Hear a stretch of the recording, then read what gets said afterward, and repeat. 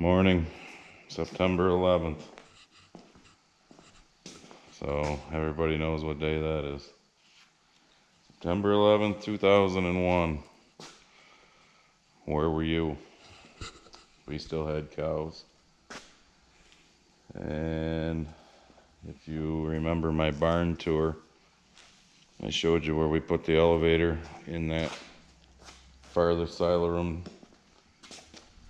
door there for the haylage silo, and we were chopping corn.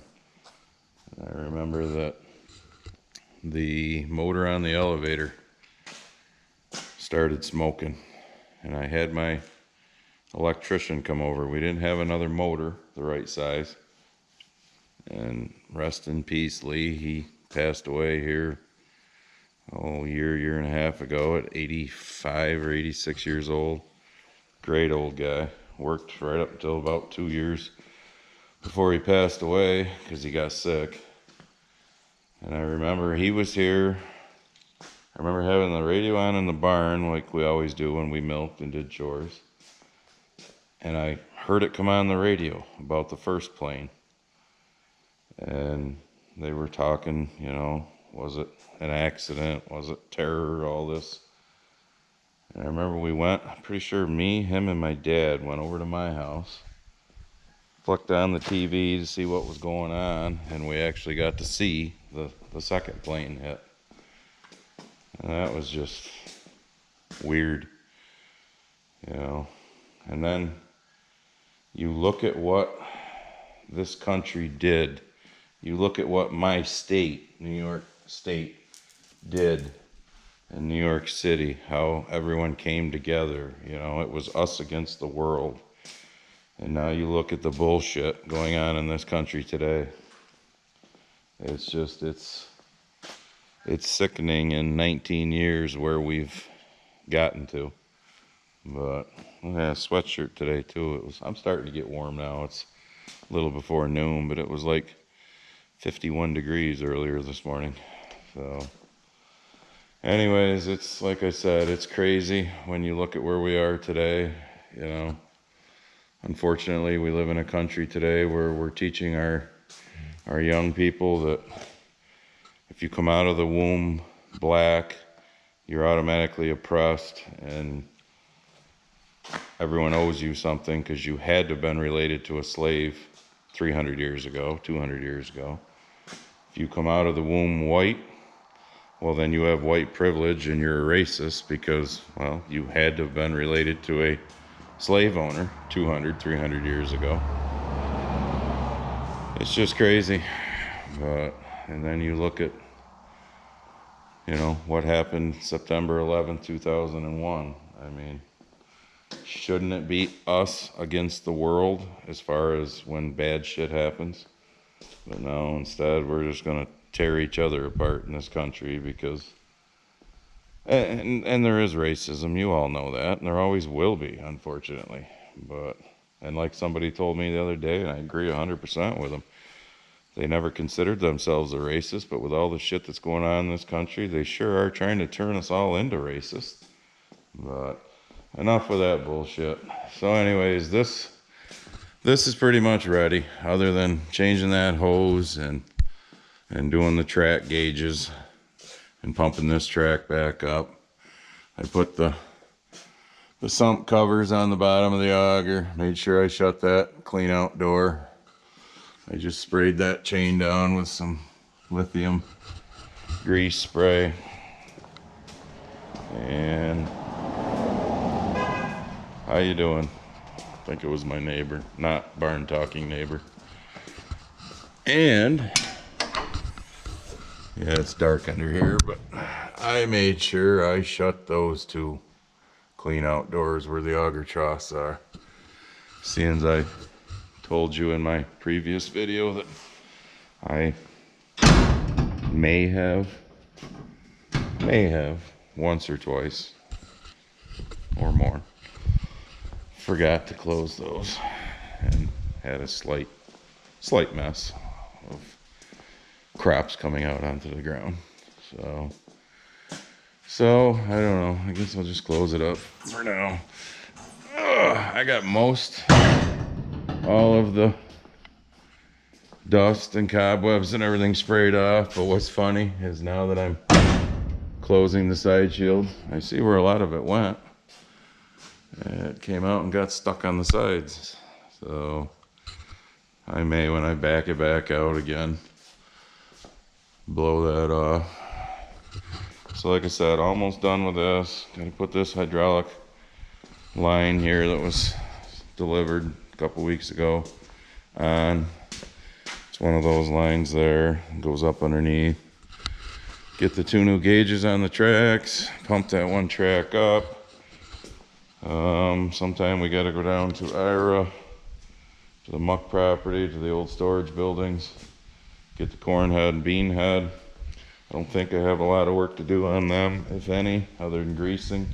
I do have some fingers on the rear, or on the auger of the grain head that I got to replace because they broke. And then, like I said, I got to get the bins ready, grease them, get augers set up. Waiting to hear on the truck, the other truck, for the 2-speed getting fixed. And we will be just about ready to roll. But alright, I'll bring you back. Alright, I just backed the gator over here. I had the computer wrapped in that towel. I just brought it in, plugged it in, plugged my wires in that run out to the, through the conduit and out to the control panel for the dryer. And nothing happened. Nothing happened because I think the main power is on in the box, but not the dryer. So let's find out. Main power on, dryer not. There. What else do I not have on that I'm going to need on eventually? Fans are all off because obviously they stay off. Okay, heat is on. Mercury light I don't need on yet, that's just wasting money. So alright, let's do that. Now we should get somewhere. Monitor on, and away we go. She's humming and she's coming to life. Turn the light off. I guess we don't need that. I just watched Jeff Raymond's video yesterday. His dryer, maybe it was this morning, last night I guess it was. His dryer was giving him some issues with the way it was reading out. Don't feel like the lone soldier, Jeff, because anything computerized becomes a pain in my ass too, and doesn't always do what it's supposed to do. I just want to get it on, check. I got to make sure that I erased all of last year's totals so that I can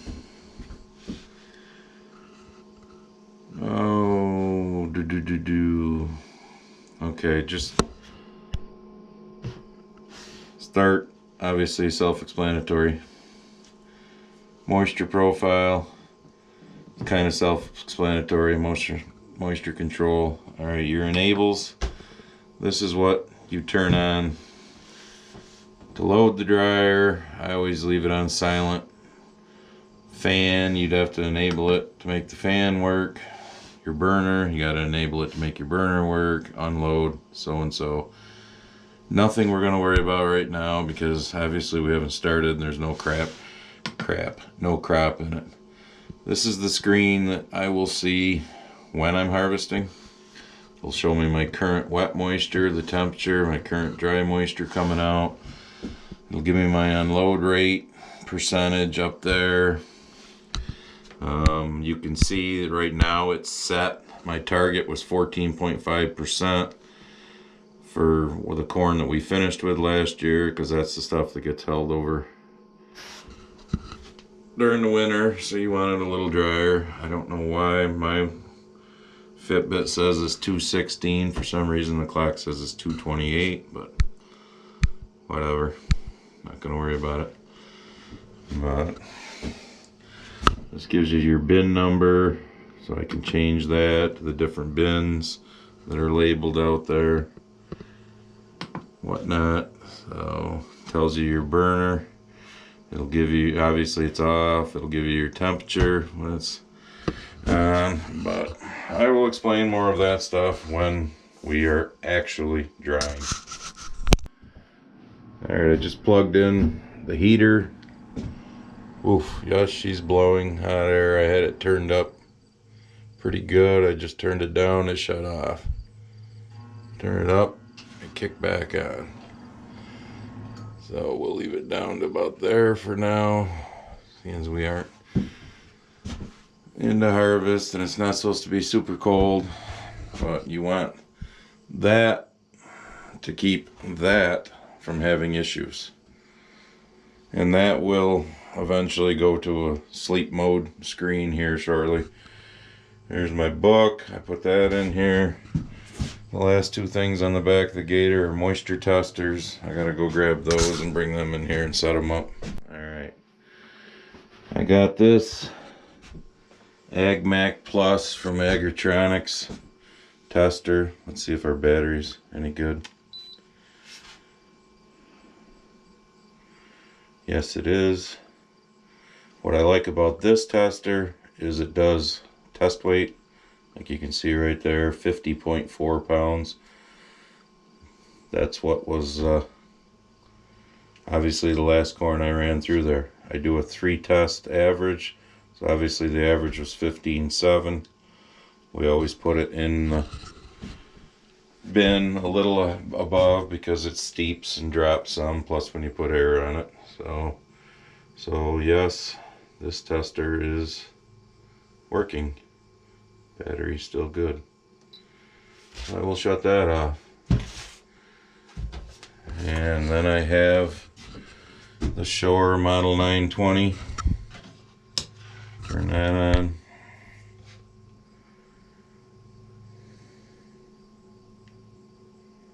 Goes through all of its nonsense.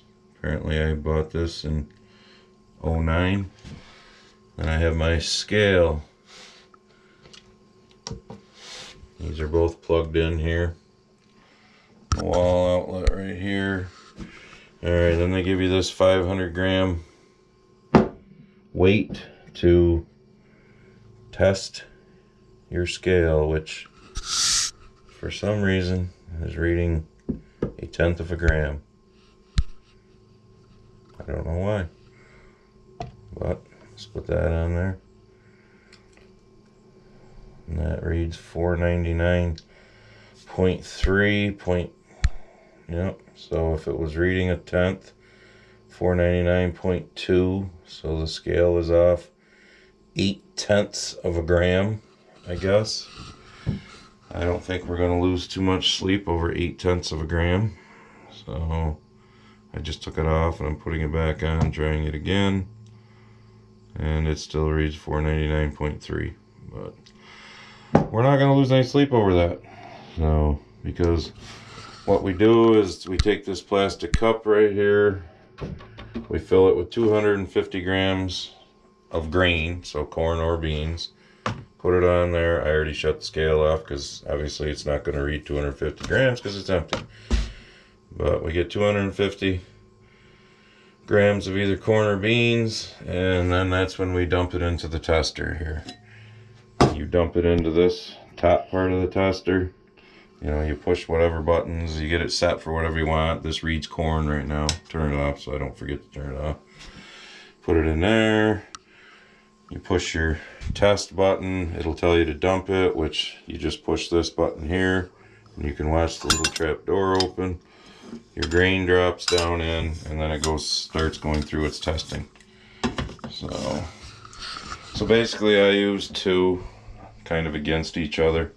And Jeff, Raymond, anybody that farms can tell you they're not the same. I'm going to turn this monitor off just because there's no need for it to be on for the next few weeks until we start, even though it would go into sleep mode. You will get a little difference between the two of them.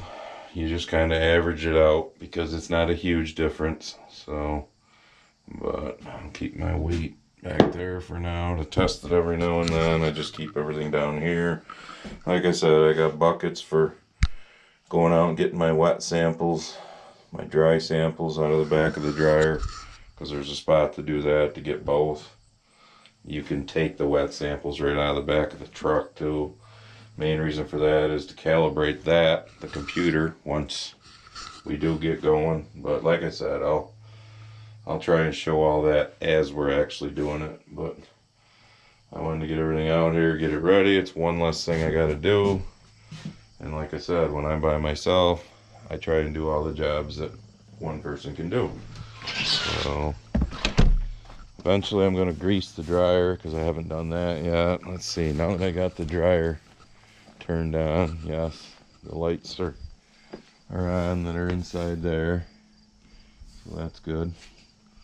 I gotta grease the grease fittings on the dryer, close up, panels and stuff here. I don't know, I might sweep the ground again, the cement off one more time before we start. Goddamn bird shit down there at that end too, all over it. Yeah. Are birds really a necessity in life? So that's that. Like I said, I get these things done. Probably when I grease this, I won't be filming it. That's going to be kind of hard to... Oh, one other thing I know I got to do, which I might do that today, is I keep these rat boxes. I wish I owned a weed eater. I don't own a weed eater. We just spray everything. But I put these around all the bins for rodents. So I got to go around and check those, see how full they are. Get those filled up with rat poison if they're not. So, alright, we'll see what's next. Alright, I turned it back on just to make sure, and I went through history cleared.